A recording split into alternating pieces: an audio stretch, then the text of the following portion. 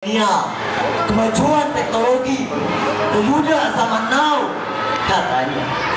Pemuda gaul itu yang rajin hangout, punya handphone canggih, melek teknologi, hura-hura. Pemuda itu selebgram yang punya berjuta-juta followers, pamer duniawi dan mengemis pujian.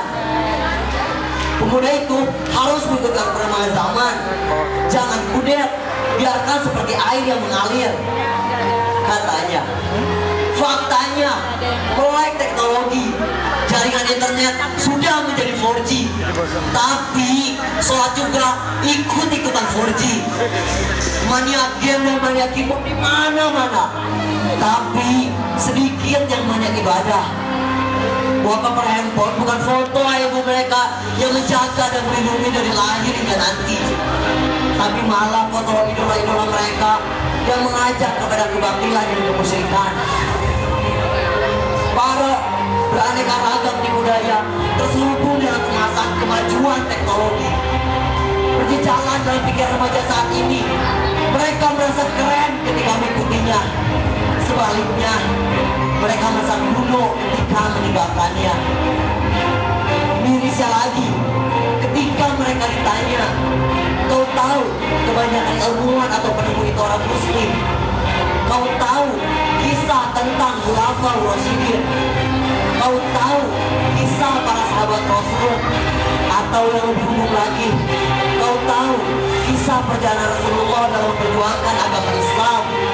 Mereka menjawab, "Tidak, aku tidak tahu." Betapa mirisnya pemuda zaman kini. Generasi muda adalah sosok yang penuh dengan kreasi, berpikir idealis dan memiliki keberanian serta menjadi inspirator dengan gagasan dan ide-idenya. Generasi muda adalah penentu perjalanan suatu bangsa. Maju tidak hanya suatu bangsa tergantung akan generasi mudanya. Bahkan generasi muda diakui perannya sebagai kekuatan yang mampu mendobrak kemajuan masyarakat. Lihatlah sejarah, di tangan para pemuda lah terjadi perubahan yang menumbangkan para umi kafir, mengganti orde lama menjadi orde baru, hingga saat ini kita berada di era reformasi. Terlepas dari apa yang mendasari mereka semua, kita mengakui bahwa pemuda adalah agent of change. Namun, apa yang terjadi kini? Potensi pemuda yang begitu besar belum tersalurkan optimal pada hal-hal yang positif. Mereka mengikuti kajian, tapi pulangnya ngedate di kafe. Mereka suka membaca, tapi lebih suka membaca chattingan daripada Al-Quran. Mereka suka membaca sejarah, tapi sejarah artis-artis yang mengubah aurat, bukan sejarah para sahabat dan Rasul.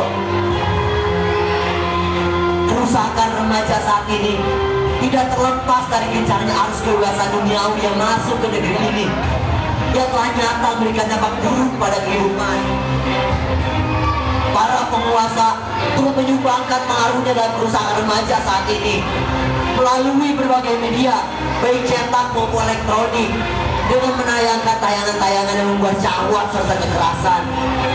Maka tak heran generasi yang dilahirkan adalah generasi yang tak acuh dan alergi terhadap aturan-aturan yang ada, terutama aturan yang berasal dari Islam. Gambaran remaja saat ini sungguh sangat jauh berbeda dengan gambaran remaja di masa pemerintahan Islam. Islam yang dulu pernah berjaya lebih dari 13 abad, insya Allah akan kita raih kembali setelah berhasil melahirkan generasi muda yang cemerlang dan memiliki jiwa pejuang yang tercermin pada era kekhalifahan seperti Imam Syafi'i, usia 12 tahun sudah hafal Quran dan seluruh isi kitab karya Imam Malik. Usama bin Zaid, usia 15 tahun sudah mengikuti perang Khandaq. Abdullah bin Zubair, usia 12 tahun sudah mengenal bahkan mengikuti perang Yahud bersama ayahnya. Zubair bin Awam, usia 15 tahun pertama kali menusukkan pedang di jalan Allah dan diakui Rasulullah sebagai teman baiknya.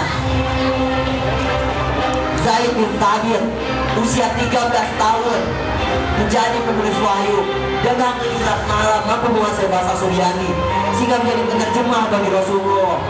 Bahkan Sultan Muhammad Al-Fatih usia 11 tahun sudah dipercaya memegang amanah sebagai gubernur provinsi di Turki. Dan masih banyak lagi generasi muda di masa pemerintahan Islam yang kejayaannya tercatat oleh kitab sejarah. Islam memandang generasi muda anak mata penting karena keberadaannya sebagai generasi penerus. Bahkan Islam memandang semua pihak bertanggung jawab dalam pembentukan generasi muda, baik orang tua sebagai wadah pertama dan yang paling utama di rumah, lingkungan masyarakat tempat mereka tumbuh dan hidup bersama anggota masyarakat lainnya, bahkan negara yang bertugas mereka generasi Islam sebagai bagian dari tugas negara dengan menanamkan syariat-syariat Islam dalam berbagai aspek kehidupan. Maka sadar dan berpikirlah wahai para pemuda, kita adalah tonggak perubahan.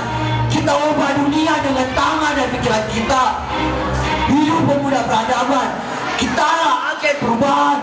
Allahu Akbar. Wassalamualaikum warahmatullahi wabarakatuh.